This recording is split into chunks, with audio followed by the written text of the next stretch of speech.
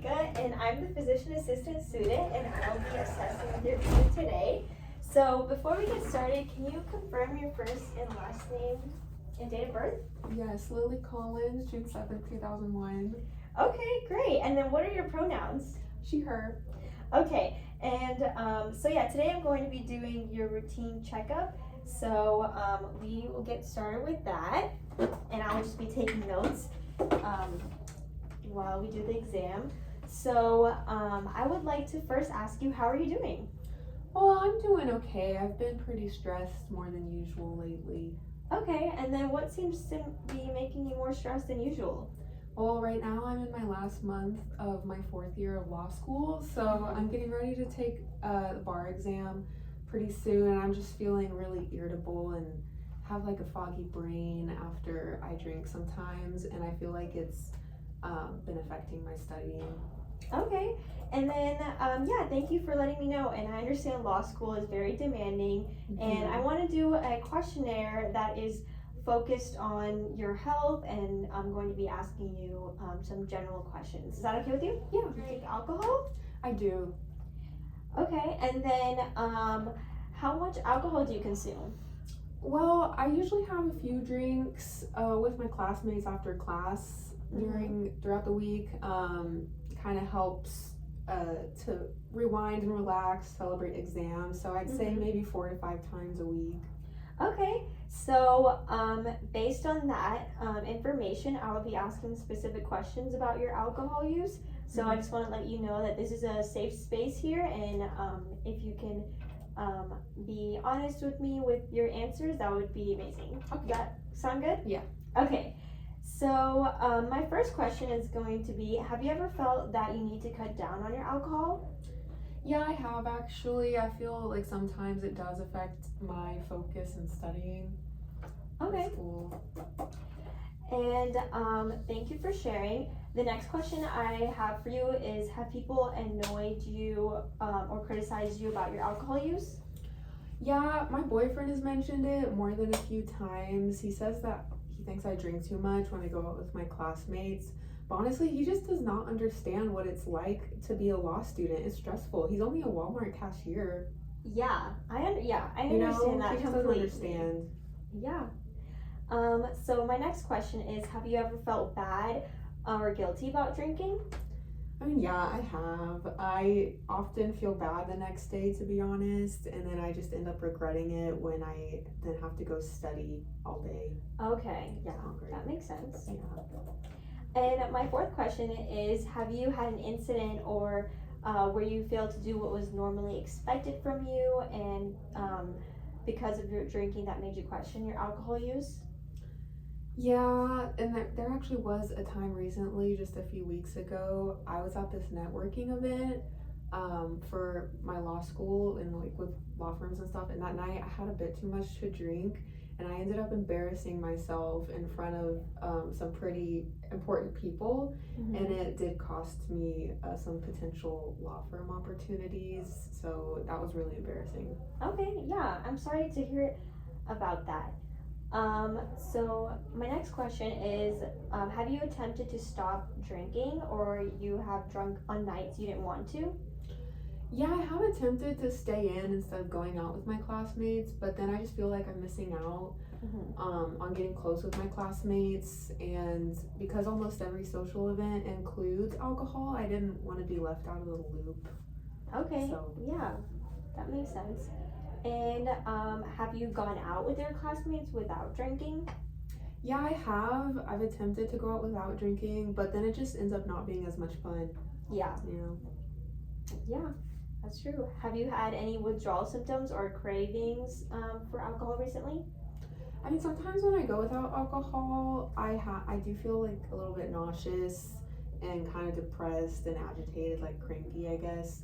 But then I drink and it kind of clears my mind and calms me again. So. Okay. Thank you for being honest. Have you ever had a drink first thing in the morning to steady your nerves or relieve over a hangover? Yeah, a couple times after a night of heavy drinking, I'll have like a hard seltzer with my breakfast. Yeah, okay. And then Have you tried to go to any resources such as mental health services or visit the doctor about your alcohol use? No, I haven't really. I haven't had much time to go because of how busy I am studying in school and then going to events and going out and stuff. So, but my mental health is great after a shot of tequila. Yeah, okay, thank you. Thank you for answering all the questions, Lily. Thank you. And based on what you've told me, it sounds like your alcohol use is affecting several different ways, has been affecting you in several different ways, and we can discuss some strategies and to help you manage your drinking and explore options. We can explore options together. So how does that sound? Yeah, no, that sounds good. Thank you. I feel like I probably should get help now with that stuff. So thank you. Yeah, thank you so much. For my patient Lily, I would say that she's in the category of moderate to severe alcohol use, and I would put her in that category because she has about 5 to 6 symptoms that fits the criteria for alcohol use.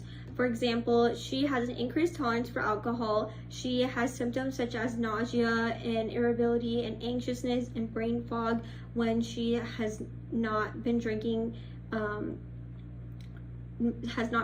So she uses a drink to make herself feel better, and that also puts her in the category of using alcohol to cure a hangover and using it as an eye opener. And I would also say a very important part of the interview is when Lily mentioned that she has not done what was expected of her during a meeting when she lost a couple of potential law firm opportunities, and I would say that is a consequence of her misusing alcohol, and she has continued to drink alcohol because since then. So I would say that her physical symptoms, her psychological symptoms of her not wanting to miss out and continue to drink, and has not taken time away from alcohol, and her failed expectations has put her in the category of moderate to severe. I would also say that the social determinants and health and socioeconomic status does play a role in the alcohol use in patients. For example, in some cultures, alcohol use is more open. For example, some cultures normalize drinking one glass a day, while other cultures normalize binge drinking, and it really depends how a patient has grown up, what environment they grew up in.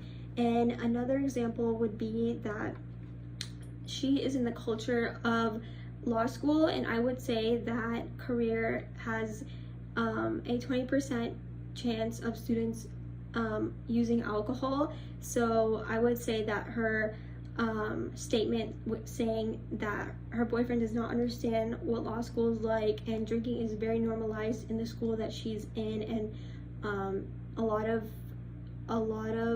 social events are surrounded by alcohol, so that is what makes alcohol normalized in patients. I would also say gender plays a role in alcohol use. For example, men are more likely to drink more than women, but it is not exclusive to that fact. And I would also say that it really does play a role in how a patient gets treatment. For example, some cultures they delay getting treatment for their alcohol use because they're not presenting with physical symptoms, and it is not affecting their day-to-day life as much. They delay getting their treatment plan. And for example, some patients who had a family history of alcohol use in the past, they are more likely to get treatment or further evaluation sooner than later, because they have seen the effects of alcohol use. In some cultures, alcohol is more of a taboo, so a patient might feel like they are not wanting to go to the doctor to get checked on their misuse of alcohol.